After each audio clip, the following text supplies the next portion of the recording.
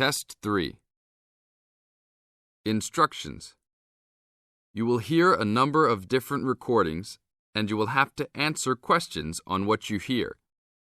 There will be time for you to read the instructions and questions, and you will have a chance to check your work. All the recordings will be played once only. The test is in 4 sections. Write all of your answers in the listening question booklet. At the end of the real test, you will be given 10 minutes to transfer your answers to an answer sheet. Now turn to Section 1 of your booklet. Section 1. You are going to hear a conversation between an agent and a client. First, you have some time to look at questions 1 to 6.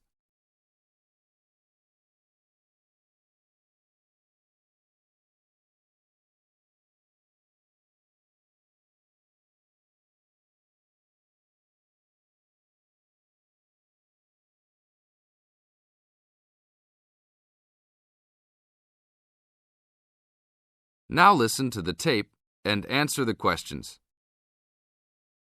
Hello? Hi, good morning. Are you open yet? Yes, we are. Come in. Would you like to rent an apartment in the city? Well, kind of. I'd rather rent one near the harbor if possible. Oh, okay. Do you like the water? Yes, I do, but I actually repair sailboats for a living, so I'd like to be close to work. That's understandable. We all want to live close to work. Well, I think I have something near there. How many rooms would you like? Just one. I'm alone. But I would like to have an extra room for my dog. So you'd like 2 rooms and an apartment that accepts animals. Here's one. It's 1 block up from the harbor and renting for $445. How's that? That's perfect. Just what I was hoping to pay. What floor is it on? Floor? Oh, it's on the 12th floor. That's too high.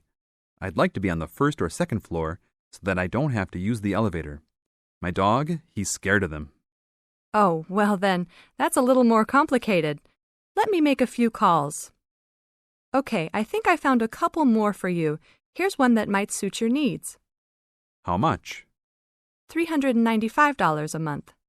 That's cheap. But it's only a 1-bedroom, a large one, but it's still just 1 room. Oh, well, regardless of whether the room is small, I still need a separate room for my dog. What else do you have? Then I have a 2-bedroom for $565 on the 2nd floor that is a little further away from the harbor. How far? About a half mile, and they accept pets. That's a little more than I had planned on paying, but I guess I could look at it. What's the address? 224 Williams Avenue, Harbor Square. 224 Williams Avenue. Got it.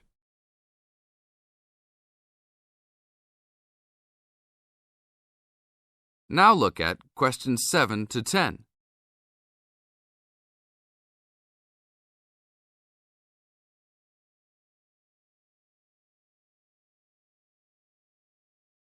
As the talk continues, answer questions 7 to 10.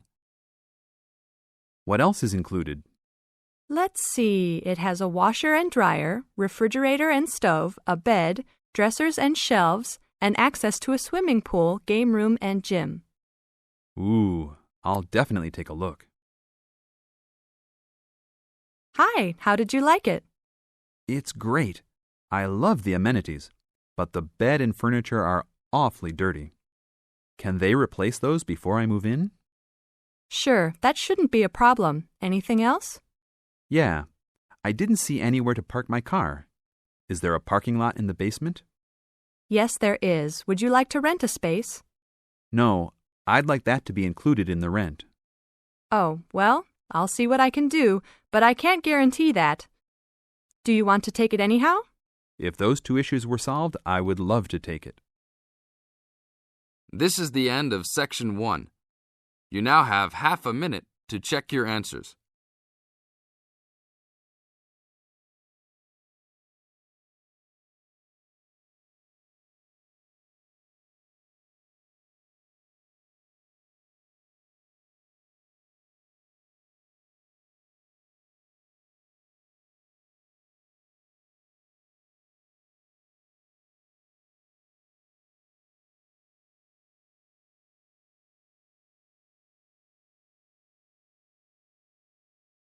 Now turn to Section 2.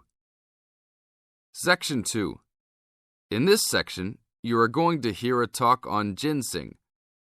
First, you have some time to look at questions 11 to 14.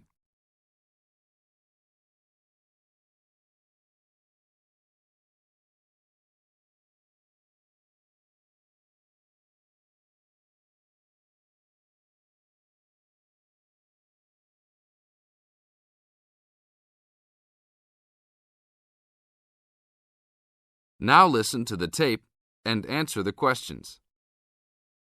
Good morning. Today we'd like to talk with Mr. Schumacher of Kaiser Farms. Mr. Schumacher, what is in ginseng that makes it so special? Thanks. The key elements in ginseng are the active ingredients known as ginsenosides.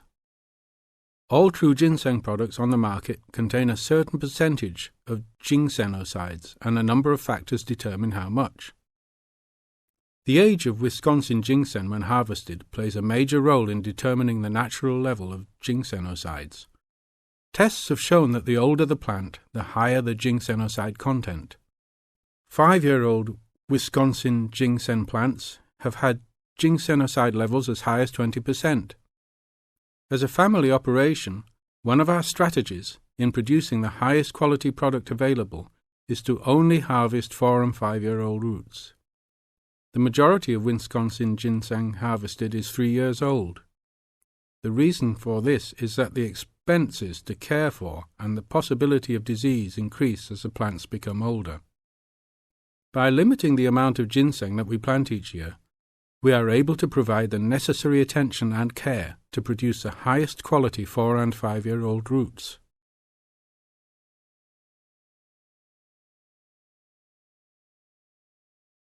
Now look at questions 15 to 20.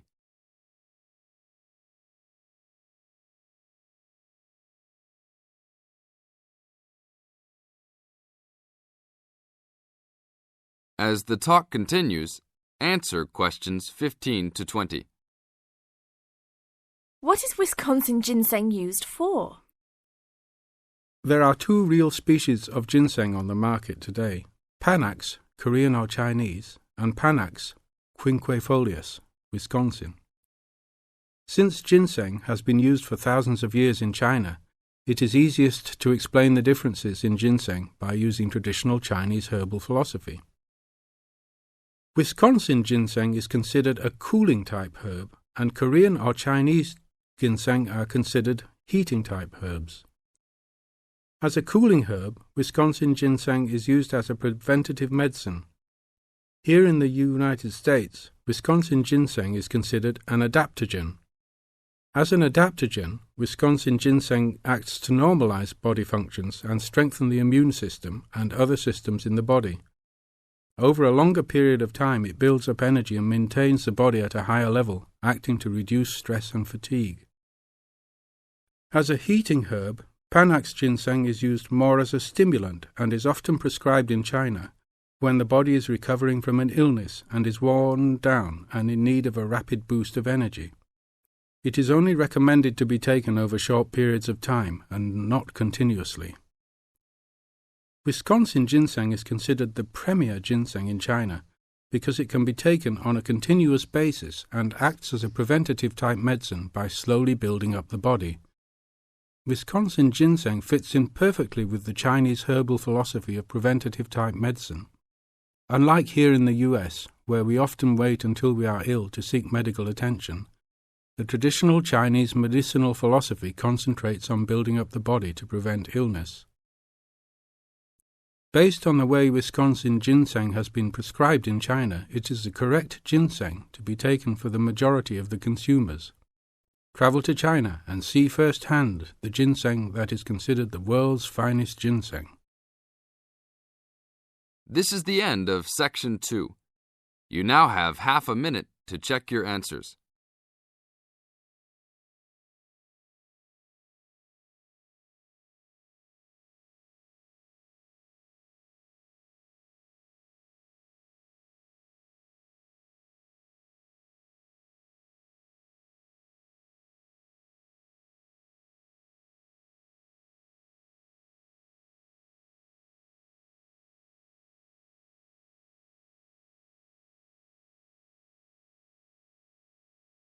Now turn to Section 3. Section 3. In this section, you are going to hear a conversation on animal protection. First, you have some time to look at questions 21 to 25.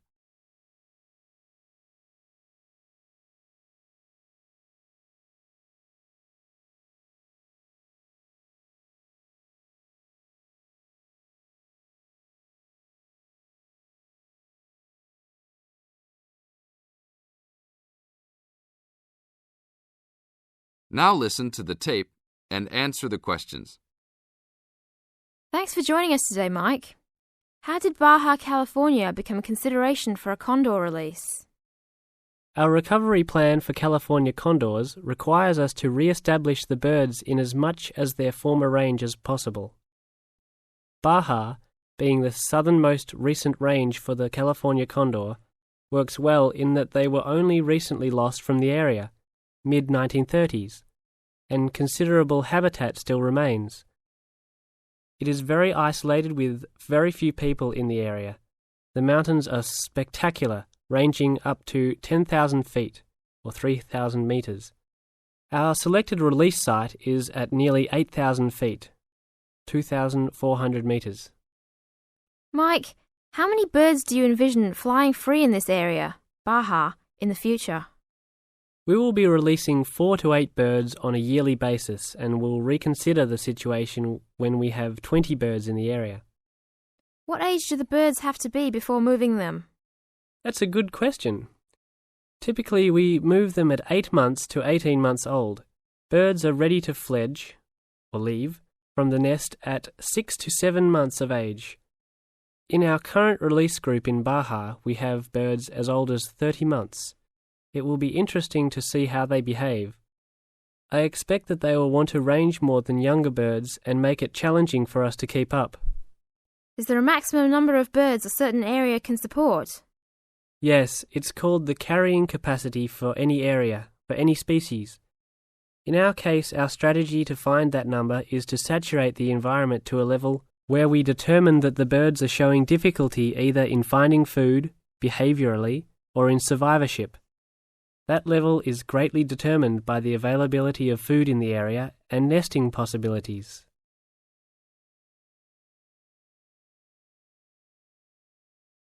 Now look at questions 26 to 30.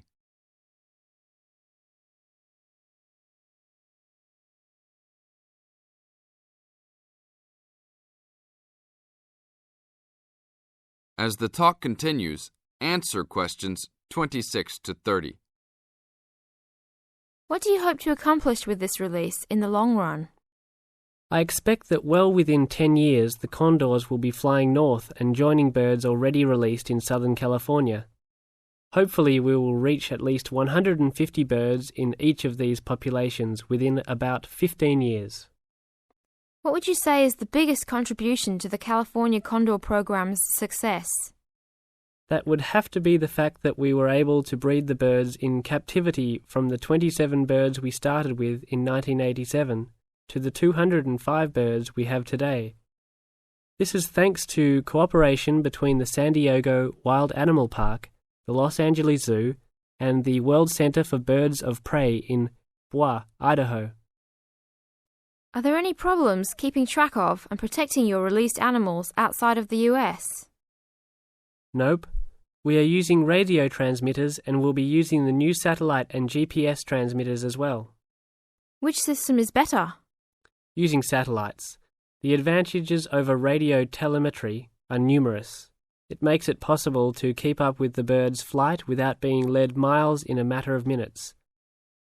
It took the young condor only a week to migrate across the state, and with just radio telemetry, poor weather can keep a plane grounded, and not all roads are accessible to track them on ground.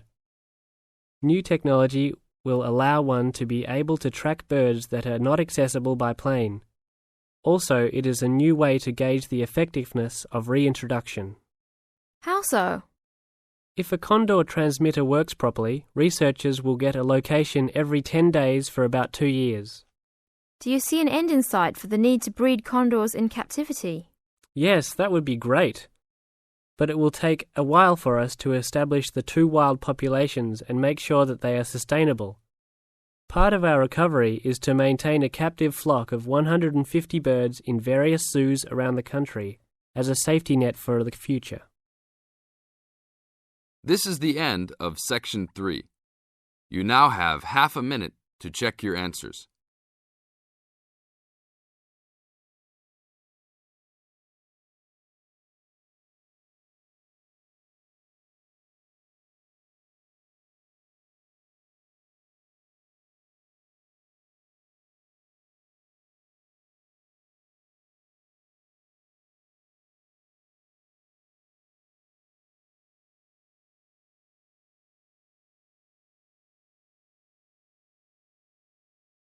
Now turn to Section 4.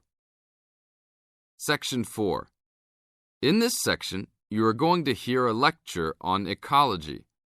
First, you have some time to look at questions 31 to 35.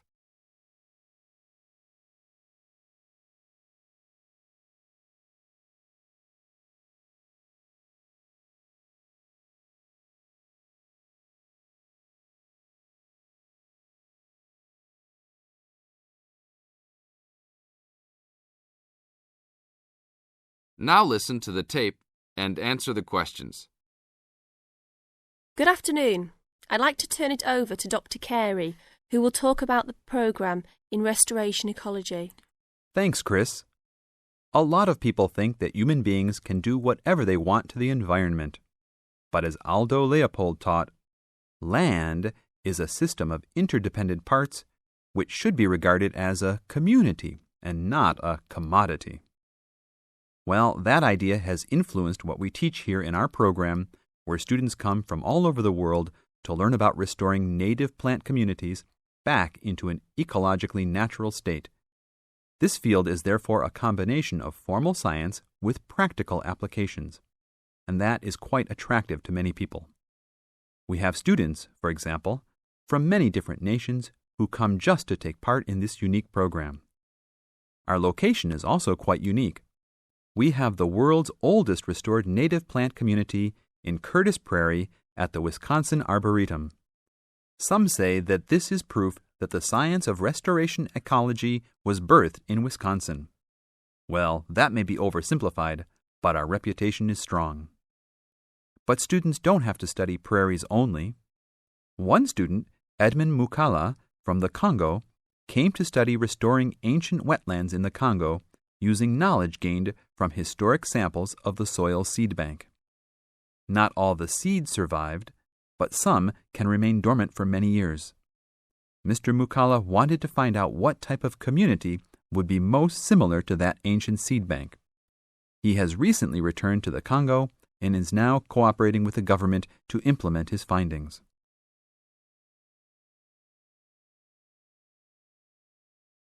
Now look at questions 36 to 40.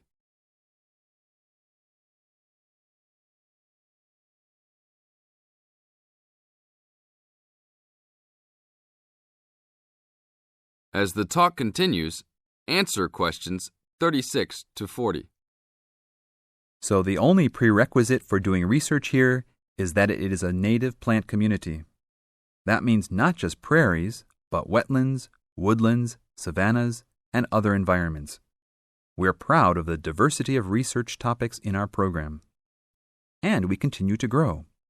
This year we have 32 new students from 8 different countries. When students first arrive, they begin rigid coursework in statistics, ecology, plant identification, and the theory of landscape change. Then they take part in internships at local conservation agencies such as the Arboretum, the Nature Conservancy, the Parks Department, and others. We find internships to be crucial in helping students apply the knowledge they have gained in the classroom.